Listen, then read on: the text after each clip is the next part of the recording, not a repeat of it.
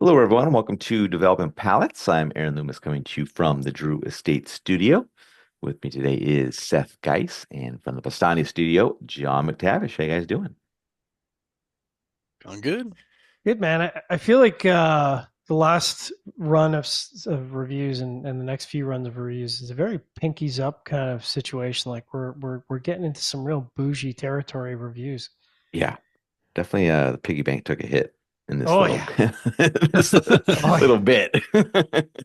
Gotta Yeah, move some money around for these samples. that's right. All right. So today we are talking about the Gellis Piece Unique. Cigar is a Toro 6x52, comes out of the Tabacalera La Isla factory in the Dominican Republic. Wrapper is Ecuadorian, Connecticut. Binder is from Nicaragua. Filler is from Nicaragua and the Dominican Republic. It is blended by Kyle Gellis. Price point is $40. Cigar was released in December of 2024, and we were sent these cigars by the Cigar Collective, Oh who's on shit. Instagram. So you can go over there and search him up, check it out, and look at the reviews he puts out, as well as some of the video unbandeds that they do with a group of guys. So pretty cool stuff. So go check it out. All right, Seth, take us through your experience with this cigar. Yeah, listen, it's a good looking stick. Really nice Colorado coloring on the wrapper. The band's really popped. It was really good looking smoke from the beginning.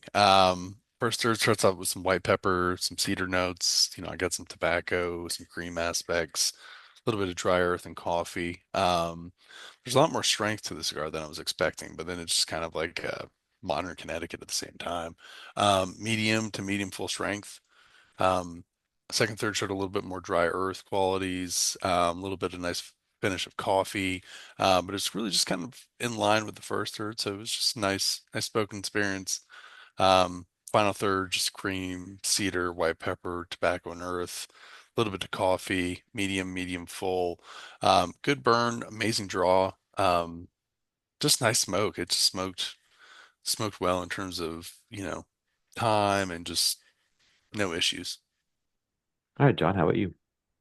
Yeah, the first third for me kind of set around creamy dry wood, green wood, kind of in the retrohale, and some dry tannic wood on the center of the profile. So, uh, you know, my initial thought was, boy, this seems like a sort of a more traditional style of Connecticut blend, and didn't know if that was what he was going for, but I did get some savory spices to the retrohale as it continued, some very defined cumin and nutmeg, which was interesting, and then faint white pepper on the post draw. And then some bready notes about 1 inch in, mixing in with the wood, and the wood became more very prominently defined as cedar. By the halfway point, I got a really nice honey sweetness, very subtle light level at the end of the draw, and then green wood kind of lingered in the post draw in the bottom half. A lot of dryness, a lot of tannins, a lot of wood. So it was interesting, but I don't know that that was sort of what I would define as complex, which is kind of what I'd be looking for. Second, third kicked off with creamy wood, green wood still in the center of the profile, and some mildly sharp tannic dry wood and honey sweetness to finish. And then kind of stayed pretty stable till the halfway point where wood moved up to medium strength, tannins moved up to medium strength on the post draw. So that was maybe a little fatiguing on the palate.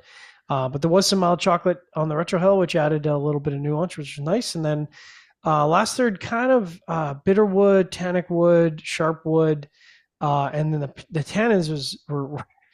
I mean, it was like drinking a Merlot. They were up to medium full at one point. I'm like, God damn, this is a lot.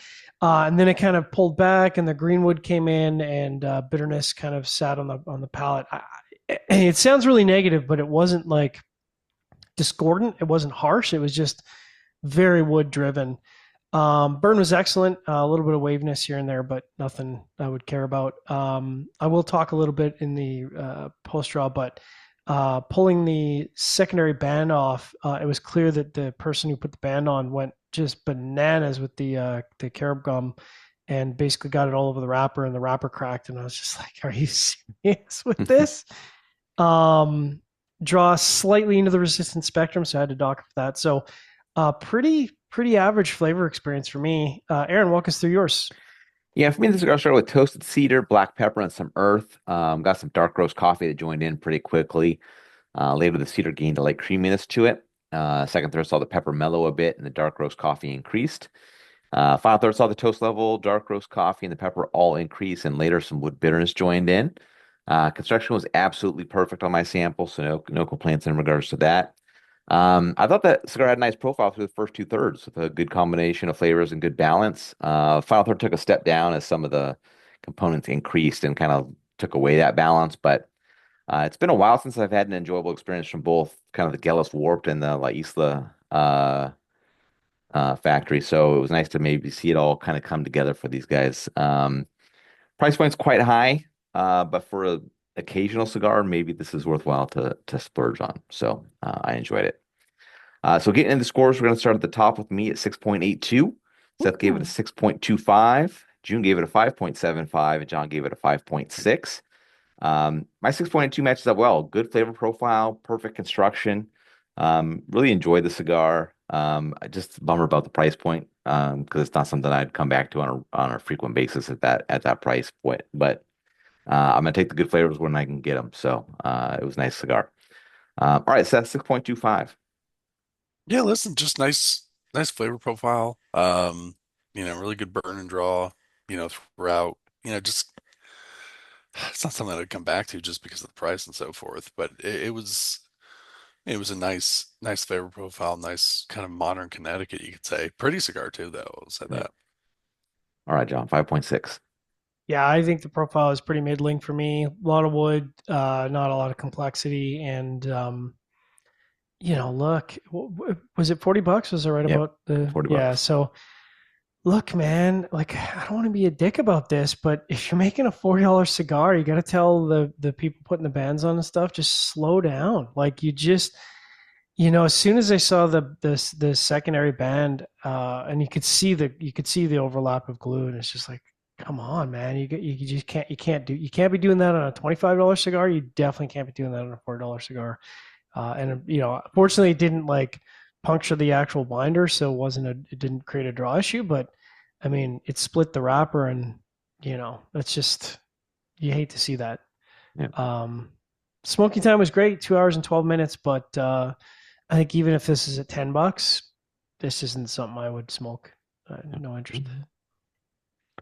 Final thoughts. It's weird because the Sarto came out of the Leesville factory, right? No, that was It was Noxa. Knoxley, Oh, yeah. that was Noxa. Oh, fuck. There you go. Maybe I just don't like the factory. Which is, I can't possibly not. I haven't smoked enough from the factory to not like it, but I haven't liked any of his new expressions from the factory. I don't think. I don't Yeah, think we'd be I was kind totally of crazy surprised. on the factory. Yeah, I was kind of surprised I haven't liked a lot of the Warp stuff over the last 5 years or so, I guess. But finally Yeah. got one here that was nice, so that was Oh, good to that's see. good. Yeah, Thank you, Cigar Collective. yeah, for sure. Yeah. You But could send us cheaper stuff. I feel yeah, bad yeah, shitting don't on get a us hooked on $40 these good cigar. good cigars at high prices that we can't afford. So, but Yeah. yeah. All right, wherever you catch this video, be sure to like and subscribe, but check out the full written review on the website, developingpalace.com. Follow us on all the social media channels, and you can catch all of our review recaps on podcasts. So iTunes, Google Play, and Podbean. Thank you for tuning in. We will catch you in the next one. It's unique.